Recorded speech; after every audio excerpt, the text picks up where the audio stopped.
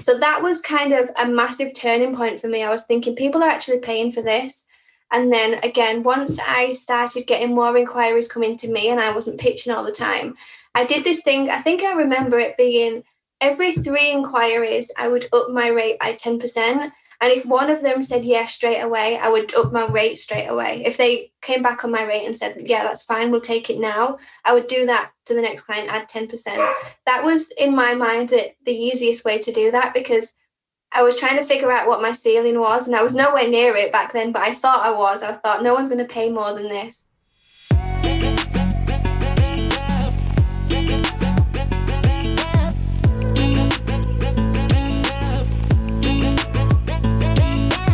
Hello and welcome to the Working From Home podcast with your host, me, Nelson Jordan.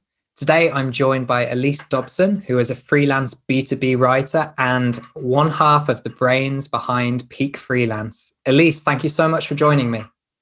Thank you so much for having me on. I'm excited to be here and talk everything working from home, freelancing, money, everything. I'm excited to dig in. Me too. Firstly, I've got to say it's nice to have another English voice on the podcast. I have to say the majority of people that I've interviewed so far have been not necessarily American, but they've been kind of North American and tend to be living in somewhere like Bali or Australia or somewhere like that. But we're both in the UK right now. We're both kind of struggling with snow and fog and mist. So it's nice to be speaking to a friendly face. Yeah, for sure. I had a client call yesterday, I think it was, and they were in, I think it was Mexico or Costa Rica, and they showed me the outside of their window, and I showed them mine, and the difference was just incredible. It's like 1 degree here, freezing cold, and hers, I think she said it goes down to 18 degrees. That's the lowest. I'm like, do you want to swap? But yeah, it's very unusual to have someone from the UK in this world, because I don't know many, so thank you for having me on, and I'm excited that we can connect over this joint thing. Yeah, Brits have to stick together. I feel like the copywriting, the content marketing world is dominated by Americans for the most part.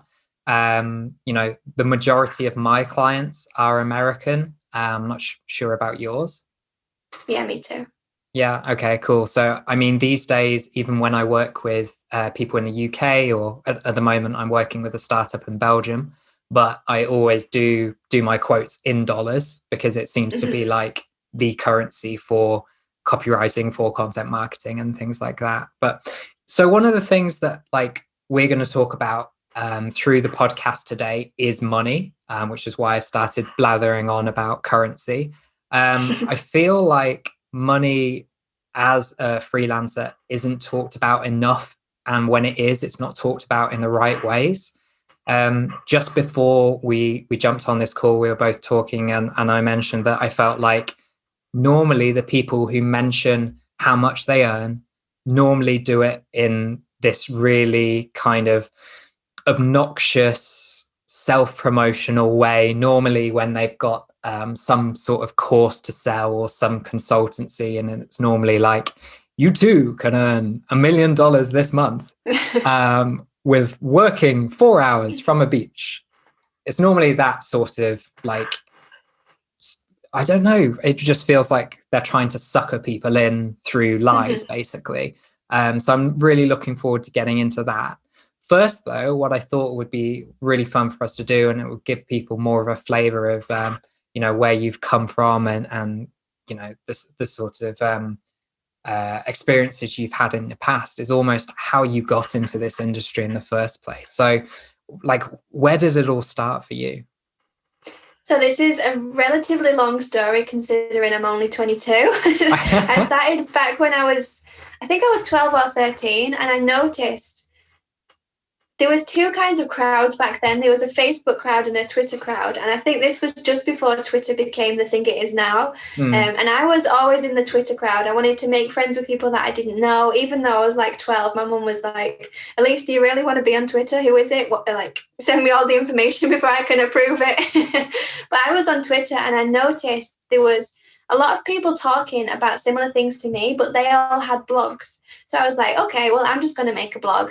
And so I made a Tumblr blog. Looking back, it was not the best option. But then I moved over to Blogspot, which was all the rage back then. I started writing about stuff no one would care about unless there was me. So I was writing about what kind of makeup I liked, what I thought about my teachers at school. Nobody cared about this but me. But then I started to basically learn how to write for the internet, because in English in school, I hated it. I hated writing essays. I thought I'm never going to be a writer because I can't stand this. But then I realized, like, there's two types of writing in this industry, and I like the second one, which is more conversational writing for the internet. I probably would never be a journalist. I would never be an author, anything like that. It's just not me. So I made this blog, and then I started to learn how to drive traffic to that website. So over time, I began thinking, like, nobody's reading this. If I want to make this something big and something that people are actually going to read, then I need to write stuff that people want to read and find. So I started to learn the basics of SEO. At that time, it was literally just find a keyword and shove it in wherever you can. I feel like, yeah, I'm so glad we've moved on from them times. But yeah, after about, I think it was 4 years, I actually got that blog to, I'm not going to say like anywhere near famous, but I was getting, like, I think it was about 5,000 views a month from Google. And to me, at like 14, this was mind-blowing. So I spent another 2 years doing that. And then I got to a point at 16 and 17 thinking, I've learned all I can by myself now. I'm very much a self-learner. Like, I homeschooled myself. And I got an apprenticeship. I learned how to do this blog by myself. So I ditched school off and did this blog for a year after I left. And then, like I said, I got to that point where I just thought, I've learned everything I can myself. Like, to really up-level this now, I need to get a job doing this. So I applied for a job in Manchester at an SEO agency. I was quite lucky because they were a tiny agency. So when I got the job, I could move around into different areas. So I started off as, I think it was a marketing executive, but then I moved into Facebook ads. I did copywriting, I did blog posts, I did basically anything you can think of, paid ads, tried it all. And then I've realized, like, copywriting is the one thing that I love to do. But then again, I run into our dilemma where, again, there's two types of content writing, B2B and B2C. The agency worked with B2C clients. So I was writing about pet insurance, wall cladding, and I was like, nah, this isn't for me. I don't like it. So I said to my boss at the time, I think this was 2015 or 2016, I said to him, long form content is the way to go. So I think I'm an early adopter of that, because back then it was 500 words and that was it. Sure. So I said, let me try it for the agency website first. If it works, let's roll it out to, our clients. And then it got to the point where I loved doing that more than I loved doing the client work. So I thought, maybe this job isn't the one for me anymore. Thought about going to university again, because again, I felt like I'd learned everything I could there. What age was this now, Elise? Oh, this was, I think I was 18 when I got this job. And I was saying, look, I think I'm going to go to university. I'm going to do a marketing degree. And my boss at the time, this was in the January of 2017. So I would have been, it'd have been 18. And he said, look, why don't you start freelancing on the side so that once you get to university, you'll have, a bit of money in your back pocket, some things to do. You don't have to get a retail job. So I did. He gave me my first client, which was his friend. And then about 6 months later, I said, look, I'm not going to uni anymore. I'm quitting my job. I'm going freelance. And that was it. Amazing. Okay. I think there's so much to unpack there and so many different directions that we could go. And to be honest, so much of it resonated with me. Like, I feel like I got incredibly lucky as well with the agency that I selected. I say selected makes it sound like I actually had like the opportunity to pick anybody I ever wanted. I had a master's in marketing at that point. But it was still really slim pickings in terms of, like, I just applied everywhere, like within Birmingham. And I finally got into an agency called WPR, and I was quite lucky in terms of, like, they were a PR and digital agency, but they say digital, they were basically just doing social. And then there was a small team that kind of doubled over the time that I was there. I got the opportunity to do PPC and SEO and conversion rate optimization and learn about all of those things at the same time. And then those skills almost like fit really, really well together. So I feel way more confident like about like the place of content and the place of copy in the marketing funnel in general, having been the person kind of designing landing pages or creating the paid campaign on like Google Shopping or search text ads or something like that, you know? So it all does fit together really, really nicely. The university thing is really interesting to me, right?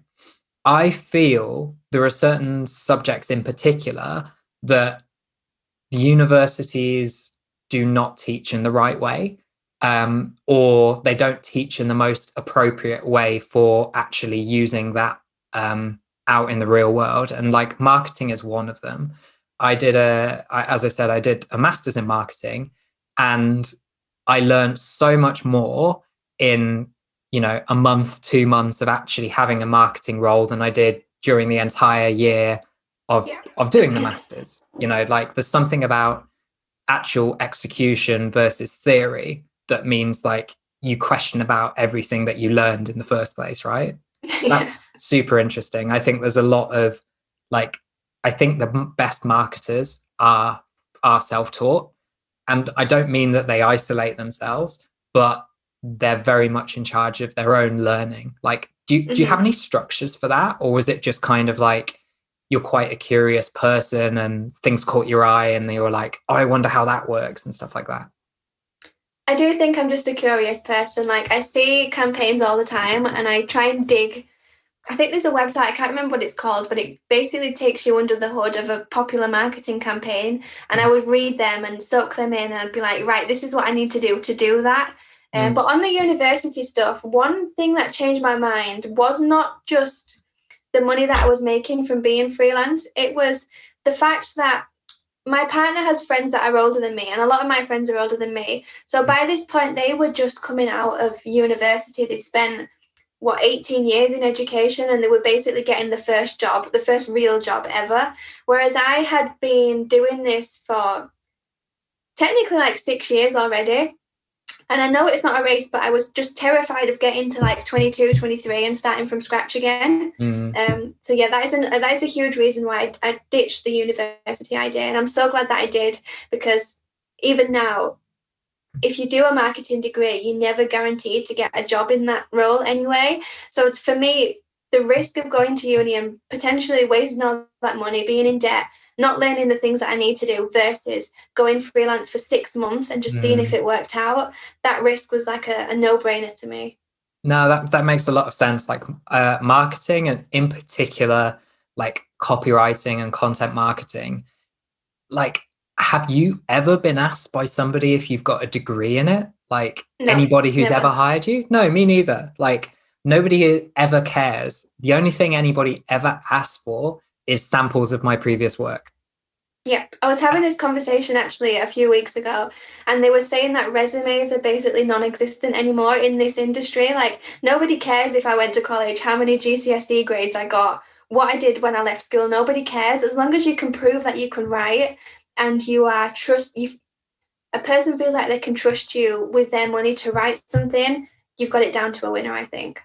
That's it. Like it's so different. And also I don't think you need a 3-year degree for somebody to teach you how to write or how to like manage clients and stuff like that. It's very much the sort of thing that is learned through execution and through getting it wrong and just repeated effort and slowly getting better at what you do, slowly learning like different frameworks and stuff like that. I feel like there are certain industries that are right for university and certain industries that are not. I feel like marketing is part of the latter, right? Oh, definitely, 100%. So let's talk about once you actually started going freelance. Was it kind of all like plain sailing, or were there a few obstacles to overcome? So my first ever month that I quit my job and I was freelancing for the whole month full time, I earned something like £200. So that was like the biggest hurdle I had to get over, because up until that point I was making Well, I mean, I was on minimum wage at this agency anyway. I wasn't getting paid much. So it wasn't like I had to earn a load of money to replace that salary anyway. So I was earning pretty much the same salary on the side in 2 days because I dropped my hours towards the end just to, reduce the risk a little bit more. But obviously it didn't work because the first month I left, I made £200 and I was thinking, oh my God, what have I done? I've made the biggest mistake ever. But I think looking back, that was a timing issue.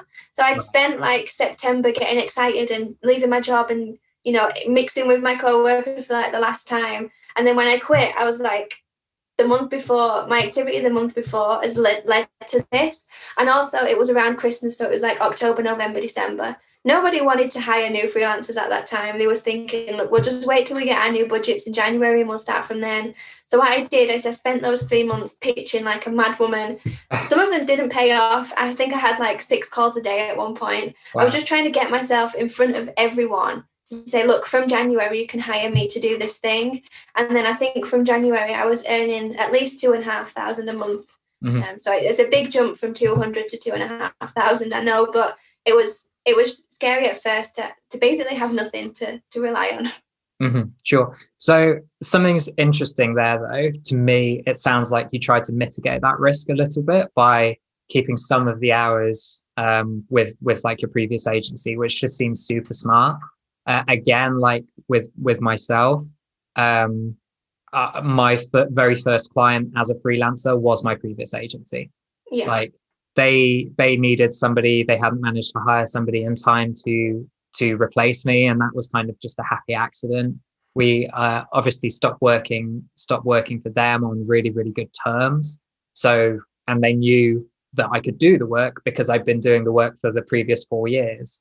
Yeah. So I think like people think, especially if they're in a job at the moment, that they have to kind of sever all ties and almost go straight away as a freelancer. Whereas I'd actually make the argument that you could remove a lot of this stress by freelancing in your spare time and just trying to get one freelance client, one small freelance client while you still work in-house or at an agency or whatever it is you're doing, or while you're at university or even during school.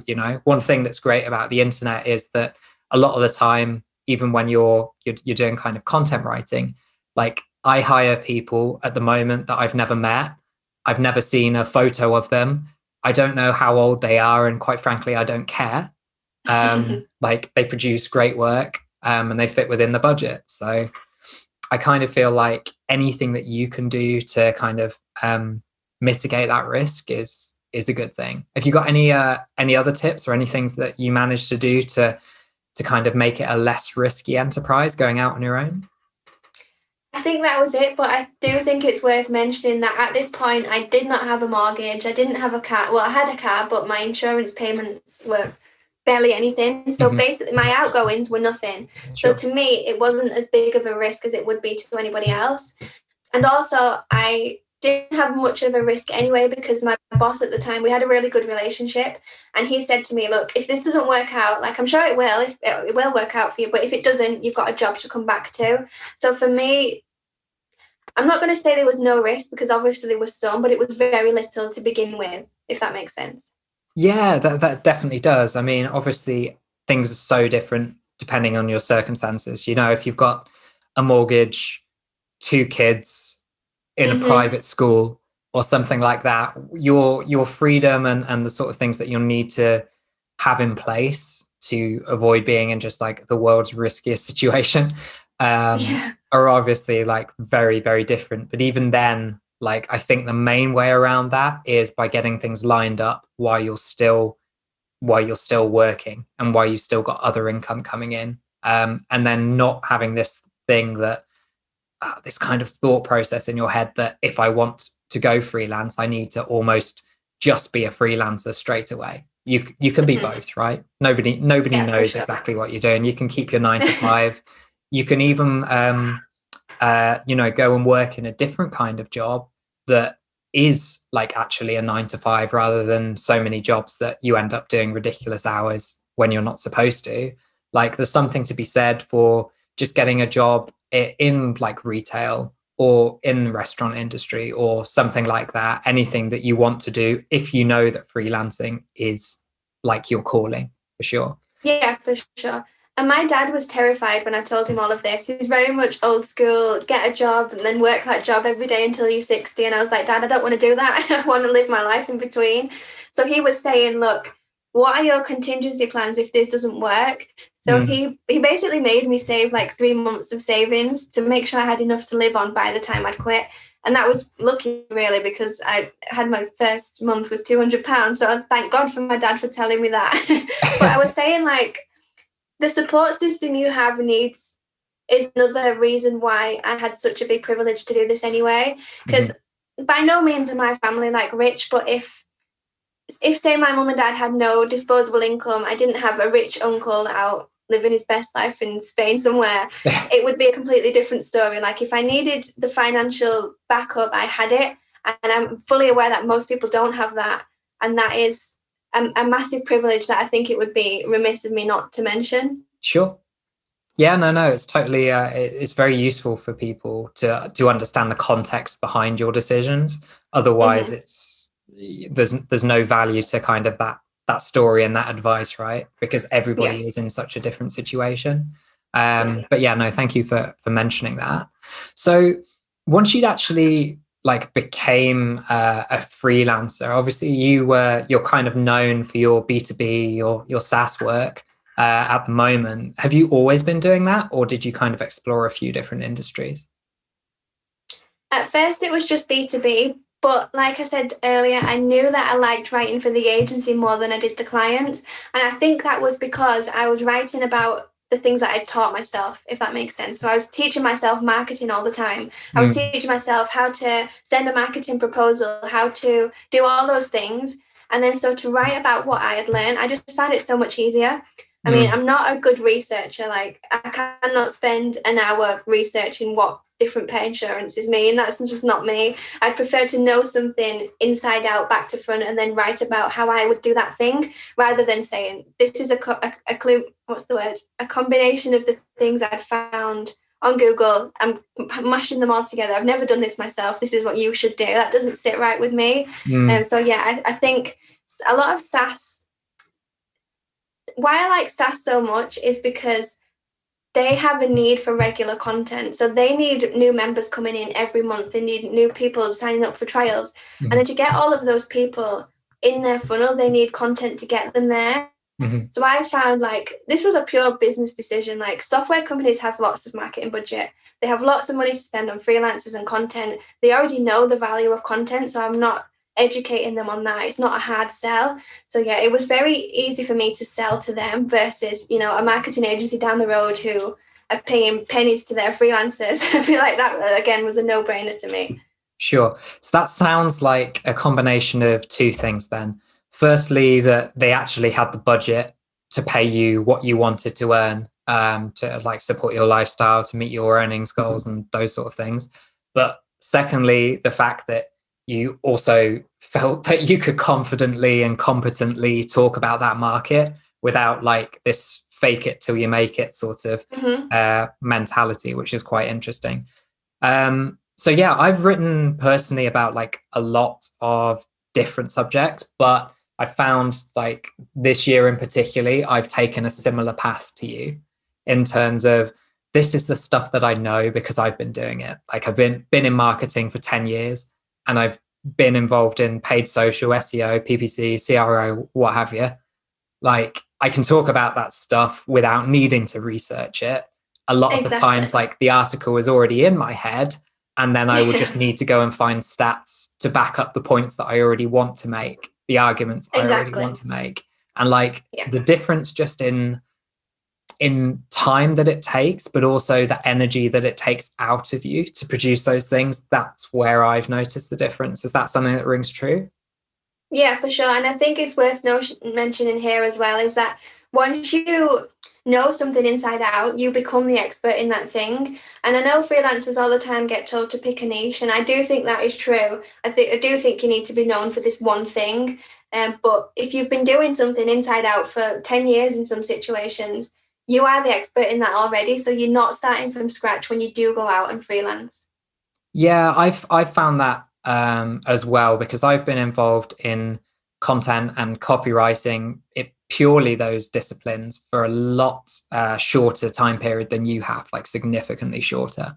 And I found that it's almost been a bit of a shortcut for me, because like, yes, other people have more experience in those areas than I do in terms of the actual execution on the writing side, but I'm an expert in those areas myself. So now I just need to learn how to actually write about those areas. Like I more than any other like freelancers and stuff within that particular area, when they're writing about marketing, I know those subjects because I've been the ones creating the marketing strategy. I've been the ones interacting with content team and doing the keyword research and creating the PPC campaigns. And just like the difference there, I think is monumental. I feel far more confident that like I know what I want to say, rather than, as you said, Googling and talking to experts and interviewing people to kind of find out, you know, what is the layer that's not, you know, the immediate surface level that's visible to people. So I find that's like super interesting to me for sure. So once you're kind of getting a few clients coming in and you're starting to build your name, and obviously you've been doing this for a while, did you find kind of like a flywheel effect with referrals, or how did you go about like winning business? So I'm going to be totally honest. I did not pitch much after those first 3 months. I just found I couldn't figure out how to do it right, and the time it would have spent for me to learn how to pitch, I could have done other things that I thought would have got me more clients. So one of those is guest posting. I guest posted like a madwoman back then.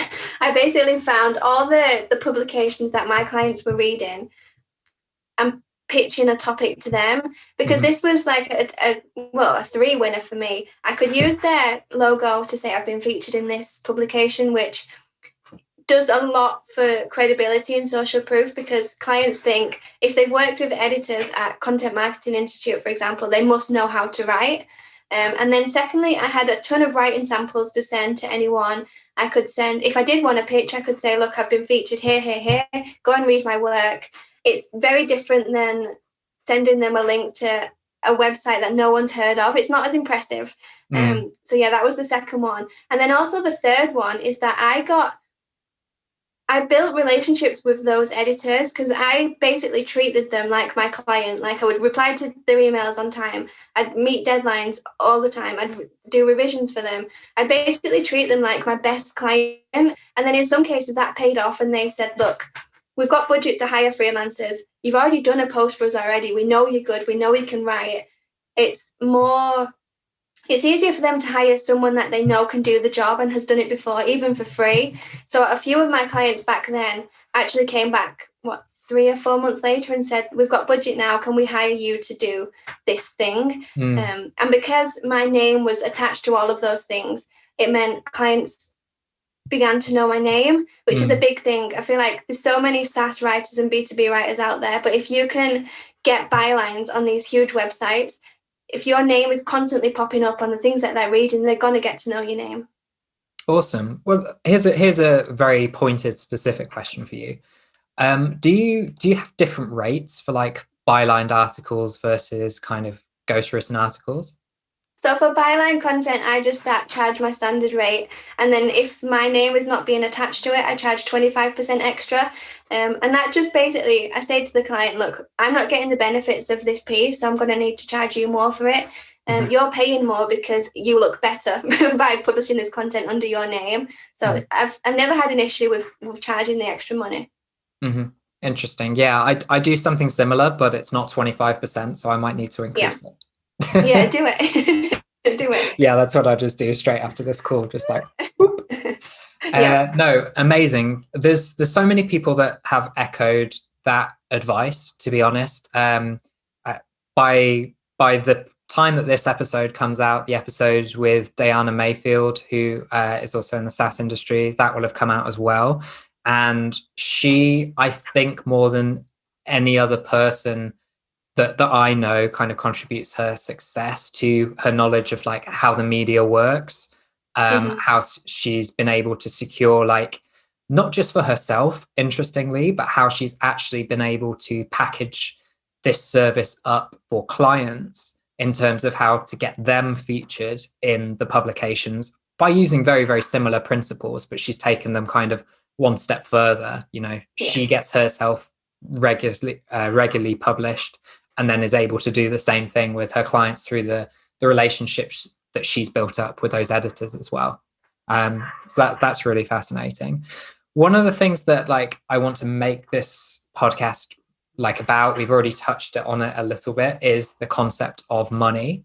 Now, I mean, can you explain the situation that you're in with regards to your income and versus kind of the people around you? Yeah, for sure. I love this topic because I think we mentioned this on the discovery call. I think I out earn like my mom, my dad, and my partner put together, which at first that makes me feel disgusting, like, to be blunt. I think sometimes, like, a surgeon can perform life-saving surgery and I earn more than them, sat at home in my bedroom sometimes on my computer just typing.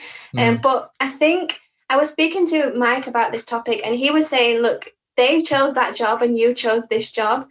You don't have to feel guilty about the amount of money that you earn. But yeah, I think once I was earning about 60,000 a year, and that's when that started kicking in for me. And now I'm like almost double that. So it's kind of like double the thoughts, if that makes sense. It is tough to get your head around. But yeah, I just think I chose this job and I'm good at it. Anyone can start doing this if they wanted to and earn the same money as me. But yeah, it is tough, especially comparing.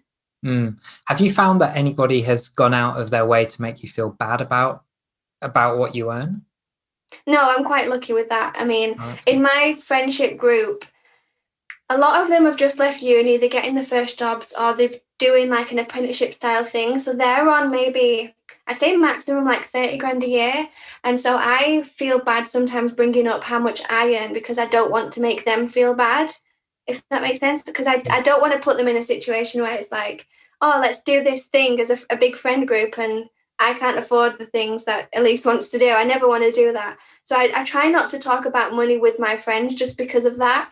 But like online, I'm pretty open with it because I feel like a lot of people can earn decent money in this industry as well. So I don't have to make people wish that they could earn the same amount because they can.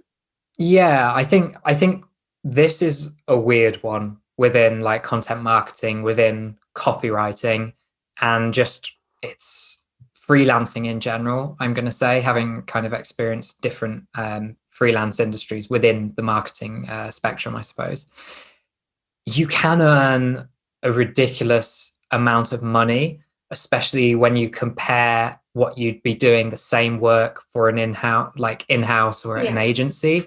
That's one of the things that it's quite hard to get your head around, especially if you're coming from that environment.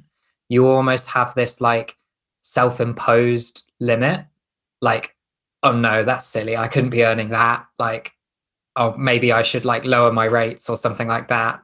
Or wait, how can I be working like a day a week or 2 days a week and be making the same like salary as I was before and stuff like that. But one of the ways that I've kind of got around that thinking in my head, and some of it is just time, right? If you've been sitting with that problem and that feeling long enough, you start to get better with it, you start to get more okay with it.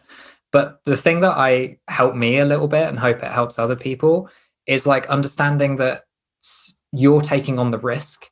Like, if you work for a company, you're going to get a salary each month, you're going to get a pension paid each month, you're going to get holiday paid, you're going to get perhaps medical and stuff like this and all the other benefits. You don't have to pay for your own equipment or anything like that. You don't get any of that when you're freelancing. You have to pay for your own equipment. Yes, you can write it off as like tax, but that's still money out of your pocket. You don't get paid holidays. Like, if you're not working, you're not earning money. And a lot of the times you also have to take on all of these other responsibilities. Like, you have to make sure that your accounting is in order, which you don't have to do when you work for somebody. Like you have to do all of the client management. You're taking the risk in terms of putting stuff out in your own name. And like, you're not some anonymous person behind a company that can hide when everything goes wrong. There's so much involved there that, like, yes, you can make a lot more money, but at the same time, it takes a special kind of person, I think, a special type of person to be able to be a successful freelancer, because you don't just have like the skills that are in front of you, right? You don't just have to be a good writer. You also have to think of yourself as a business owner.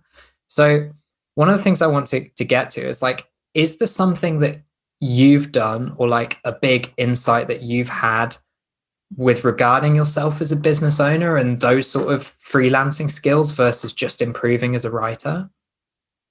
Yeah, so I would say, I think it wasn't that long ago at all. Someone said to me, you and your client are not an employee-employer relationship. You are a business owner and a business owner working together to help them meet their goal. And that was like a massive mindset shift for me, because I was thinking, they're just hiring me to do this one thing. It doesn't really matter. They're just software companies with more money that they know what to do with. They're just wasting it on people like me. But then I thought, like, people are doing this because it works. And I got to a point where I was looking in Ahrefs and seeing what my work was actually doing for them. And sometimes it was like the traffic value, they would pay like $10,000 just to get that traffic in ads. I've done it for what, £500 at this point. So I was thinking the business value here for them is they're taking advantage of me, kind of. And I was like, I don't stand for that. I feel like to do this long term, to make the life that I wanted, I needed to up that.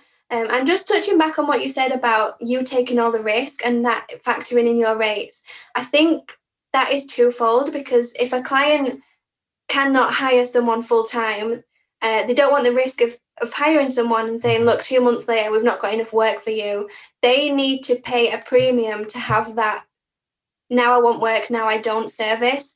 So by adding that on, and again, just thinking about the value that I gave, and this does come with time. I'm no like stranger to imposter syndrome. I get it all the time. But I just make a Notion template of all the stuff I've written, all the results I get from that. And then whenever I'm feeling like, this is a lot of money for this one thing, I look back at that and say, look, no, I am worth it. This is what I've done.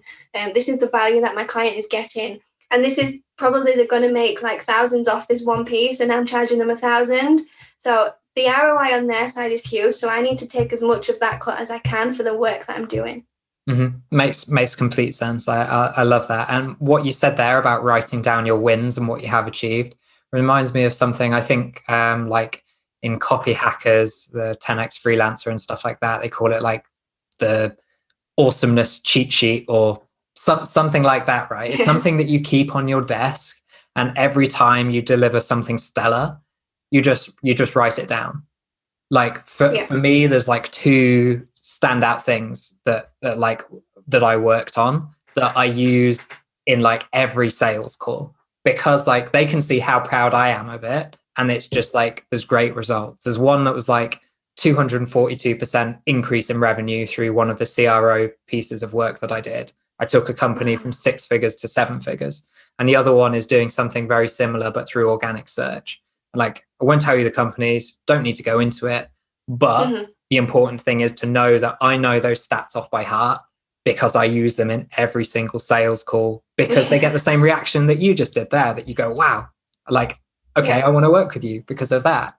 That also works for you having something to look at when somebody questions and queries your rates, when somebody makes that awkward face when you drop your price and there's just like silence on the line. You know, it's something nice to look at, just to reassure you that you're like, no, that's why I charge that much, because my clients get this as a result. How can content writers specifically get better at understanding what results they actually deliver? Because I find like with a lot of article writers, for example, they'll do like one-offs for clients, or the clients won't give them access to like Google Analytics. So Have you got any insights there? So first of all, I would say this depends massively, and you have a huge privilege if the site is strong itself. Because I position myself as an SEO copywriter, and in the beginning, I was working with tiny websites, and they were going after terms like how to work from home, and I was like, you're never ever going to rank from this. I can create the best piece of content in the world, but everybody else is going to outrank us because of the power of their site. So I do feel like if you are in the early days, it's extremely hard to prove that you can write SEO content. So in that situation, I would say go to your client and say, what is the average, what percentage increase in traffic have you had since we published this piece? And that can even be like how many search traffic, because I think using numbers is hard, because if it's like, it may be misleading this, I don't know if it is, it probably is now, I'm saying it out loud. But if it's from 500 to 600 is not as impressive as the percentage increase extra that you've got. So I'd say in those early days, use percentage increases, don't use actual numbers. And then once you do get to working up to those bigger sites, when you are ranking for those keywords, take screenshots of you in the first page, in the feature snippet, because those can change a lot. And by having the screenshot there, you can prove that it was once there, even if it's not now, you did get it at some point. And then I would say, grab the URL and plug it into a tool like Ahrefs. I'm choosing Ahrefs because I know for a fact that they do traffic value. So you'll be able to see, like, if the client paid this much money in ads, they'd get the same result. So you can say, look, you're hiring me to write this blog post for £1,000, but this example got £200,000 in traffic value that they could have spent on ads. They've just spent it on me and profited the rest. Does that make sense? Yeah, definitely. I mean, like one thing, if people are looking for tools, SEMrush also have a free version, and they give you the equivalent of traffic value. They might call it PPC value or something like that. I can't remember. That makes a lot of sense. I will push back on you a little bit, but not in a bad way, just to say I don't think it is disingenuous to use a percentage versus an absolute number. In most cases, that's the right thing to do for a couple of reasons. Number one, it doesn't mean something to a different size of company in a different industry to say that you got 5,000 extra people to the site per month, because that could be far more than their total search traffic, or that could be a tiny proportion of their search traffic, depending on the size of their company, the size of their kind of content strategy teams, and that sort of thing, and how long they've been established for. The other thing I would say is, like, quite a lot of the time, companies are squeamish about you revealing absolute numbers. So I know for certain companies that I've signed NDAs with and used for case studies, they're more than happy for me to use percentages, but they really don't like me using absolute numbers. So I'm with you. I think it's totally fine to be like, I did that by 20% rather than it's 100 extra people per month. And I think that data you need to talk to your client to get anyway. So I feel like if you're asking for that and they say, no, we're not sharing that, it's a great segue to even ask for a testimonial. Basically, just weaving yourself in and making sure you get that feedback. Obviously, numbers would be great, but if you can't get numbers, even a testimonial would be fantastic to say, like, we doubled this, or we got this result from this content. Is a great way to show off that you can do what you're trying to get hired to do.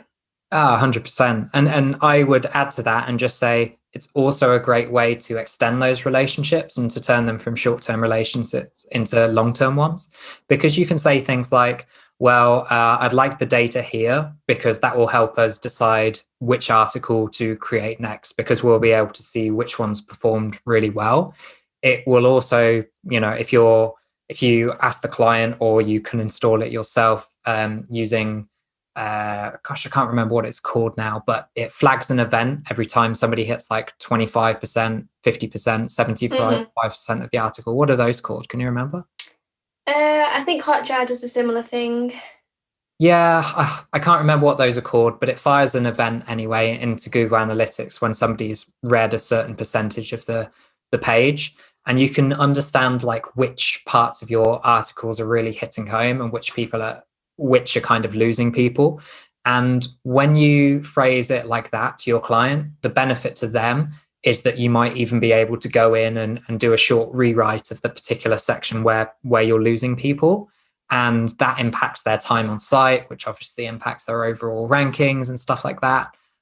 So there are lots of ways, when you really think about it, to be a little bit smarter about like how you actually are able to get results. And you'll be surprised like how many freelancers don't do that. They stop and think their job is finished as soon as they've delivered the article and there's no more amends. But actually, like, this is where people like you, I think, kind of outshine and get known for doing specific things. It's because you go like not just one step further, but 2 or 3 steps further to make sure that the article is a success, and you do everything you can for your clients so that they want to pay you more.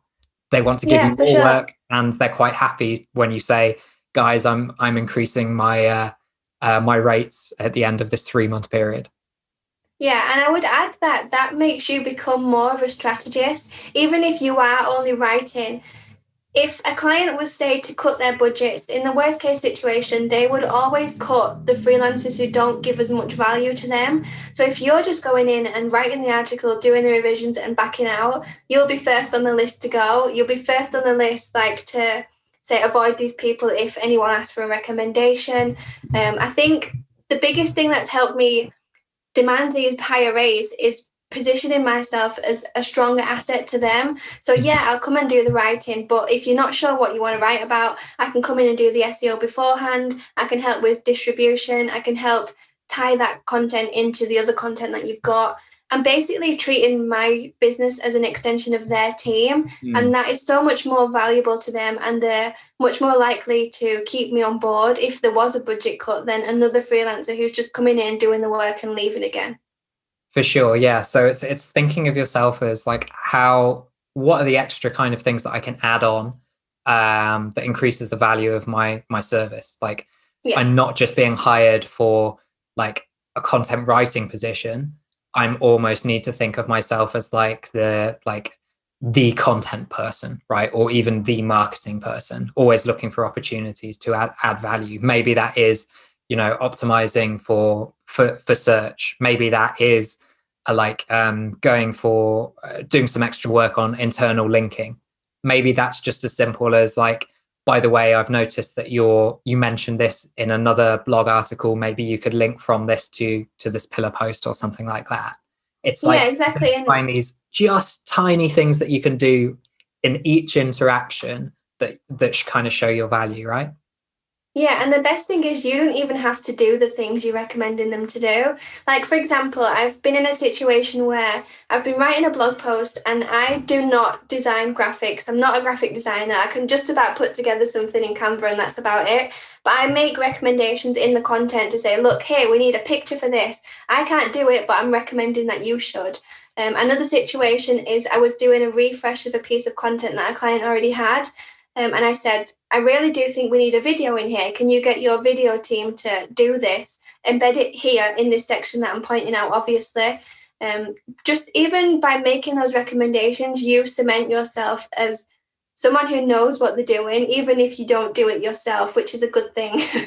I love that. Like, it reminds me, like, one of the pieces that I wrote like last month, I think.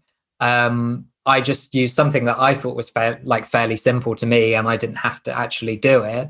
I've started using like a lot of embedded tweets in like articles. So this isn't even content that I've produced. This is me like remembering something or saving something away or doing a screenshot and finding it again later, or literally just searching on Twitter, like finding somebody that said something like an industry expert in a tweet and just copying and pasting the embed code. And so it acts as like another graphic, another kind of piece of social proof, and like clients love it. And it's like, if I put 1 or 2 of those in an article and like find like some bespoke graphic, or like, as you said, just be like, can you have your designer create this and this?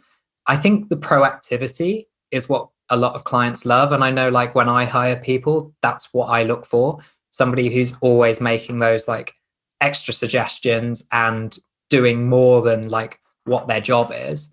They're the people that I want to hire. So I figure like that's who I should try and be for my clients as well. Yeah, and it feels like you're giving the client more value for money because you are quoting them based on, I'll write this piece for you and that's it. But if you can suggest videos, suggest images, put together internal links, it makes the client feel like they're getting a really good deal, even if the price that you quoted them is really expensive. It doesn't feel as expensive when you've got all these extra things bundled in that nobody else will do. And even if they don't take your suggestions, at least they've got the choice of whether or not they want to. Because sometimes these massive software companies, you think from the outside their marketing team is on their game, A+, but then sometimes when you recommend these things, they say, oh, I never thought of that. So even just by mentioning it, they don't have to take the suggestion, but wherever you think or you see an opportunity, you don't have to do it yourself, just mention it and it will go a long way. Definitely. Right. Given that we've talked about money, I think we'd be remiss if we left without talking about like increasing your rates, which is the big thing, right? You've only got a certain amount of time in a day. There's a limit to how much client work you can actually take on. So at some point, you're going to have to raise your rates. Can you take me through, firstly, like what you did to increase your rates, if you had any like specific targets and things like that? And then I think after that, we'll dig into like the mindset behind it.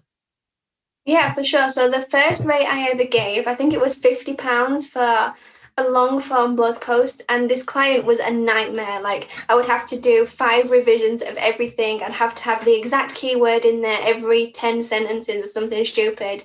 And I hated it. And I was thinking, like, I'm never going to make a career out of this if this is what I'm doing. Because averaging out over that time, I think I was spending like 10 hours on one shitty, really awful blog post, and I was getting paid £50. And I was thinking, this isn't even minimum wage. Like, how can I make a living doing this if this is what I'm starting with? So what I did was I was, again, comparing it back to my full-time job. And even though I wasn't earning a lot there, I was thinking, like, I need to earn more than this. And what did they charge? So I set myself, I think it was like £150 I got up to. And even that at the time felt ridiculous to me. I was like, no one's going to pay this. This is stupid. I'll just try it anyway. What have I got to lose? Did you ever just think, this is just words? Why would people pay me for words? I've had that thought once. I'm like, I'm just literally taking words and putting them in a different order. Is anybody going to pay me for this? People are paying me for a Google Doc. That's another one. But yeah, I think after that point, I remember quoting just out of the blue £225 to a company. I was like, I don't really want the job. I'm just going to say it anyway. And they said, yeah. So that was kind of a massive turning point for me. I was thinking, people are actually paying for this. And then again, once I started getting more inquiries coming to me and I wasn't pitching all the time, I did this thing. I think I remember it being every 3 inquiries, I would up my rate by 10%. And if one of them said yes straight away, I would up my rate straight away. If they came back on my rate and said, yeah, that's fine, we'll take it now, I would do that to the next client, add 10%. That was, in my mind, the easiest way to do that, because I was trying to figure out what my ceiling was, and I was nowhere near it back then, but I thought I was. I thought no one's going to pay more than this. So I was thinking, like, if I up by 10%, that way I'm not scaring away all the clients, and I'm growing my rate as I grow my experience also. And then I remember, speaking of, like, I call them fuck you rates. Like, I don't want to do this project, so I'm just going to give you an absolutely stupid, ridiculous, ludicrous rate, and that will make it worth my time if you do say yeah. And I think 2 years in, I got an email to do a white paper. And it wasn't even on a marketing topic. It was just a random B2B topic. And I was like, yeah, $5,000 and I'll do it. And they said yeah straight away. So I was like, oh shit, people are actually paying this much money to do this. So after that, I was thinking, well, there must be more people paying this amount. So I gradually increased, using the same method. And then I got to my rate now, which is $12.50 for a blog post. Is that pound or dollars? Just pounds.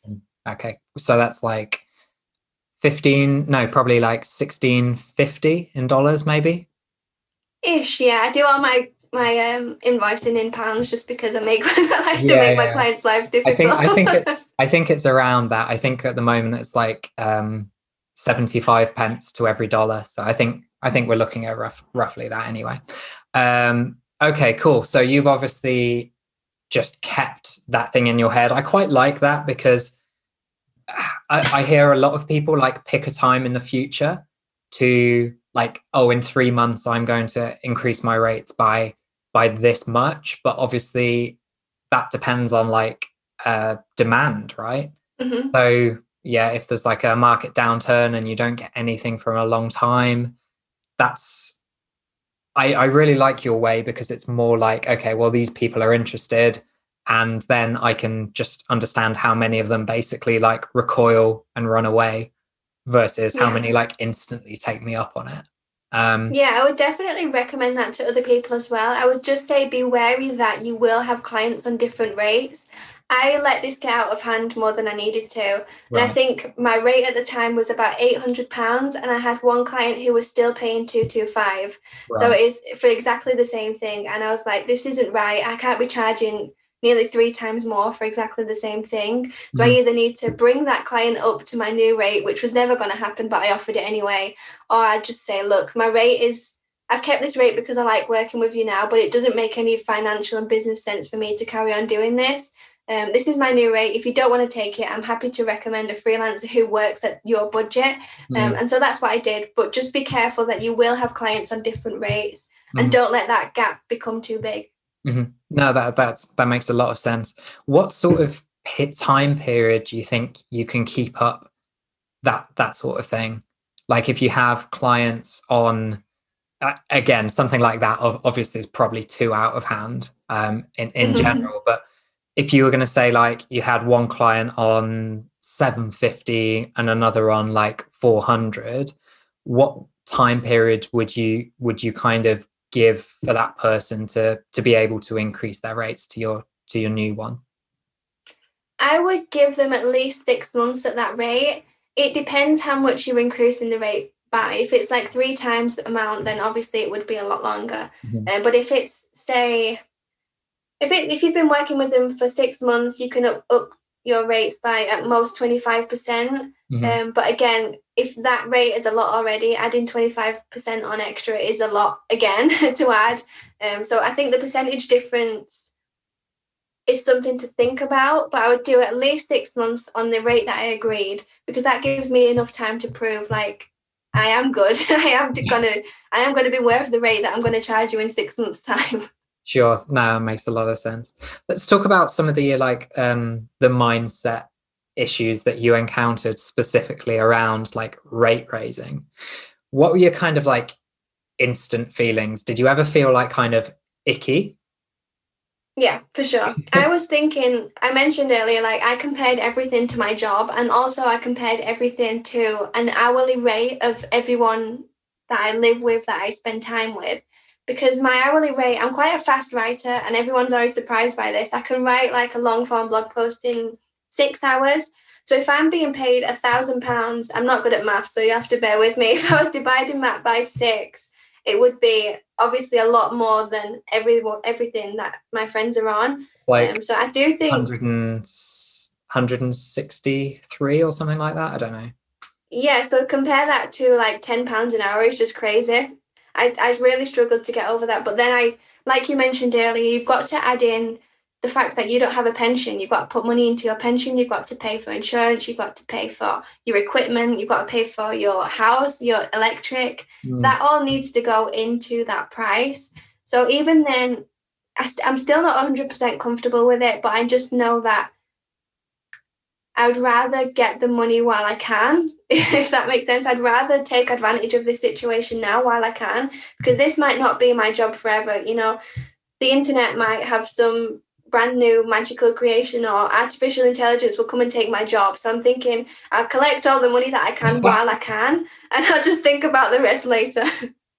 Yeah, that makes a lot of sense. Actually, it's totally different context, but I can just remember watching an interview with like God, I can't remember what his last name is, but it's a kind of really accomplished poker player. I think his name is like Fedor Holtz or something like that. And he was like coaching some younger player who was, earning plenty of money, but they weren't really taking poker seriously, like, or as seriously as they could have been. And he said, look, like, earn money while you can. You don't know, firstly, like, if the government, for example, is just going to stop people playing poker, which is your income stream gone. You don't know if suddenly, like, one day you'll just stop liking poker and you won't want to play, or other people are going to catch up to your skill level and stuff like that. So just, you should earn as much as possible while you can.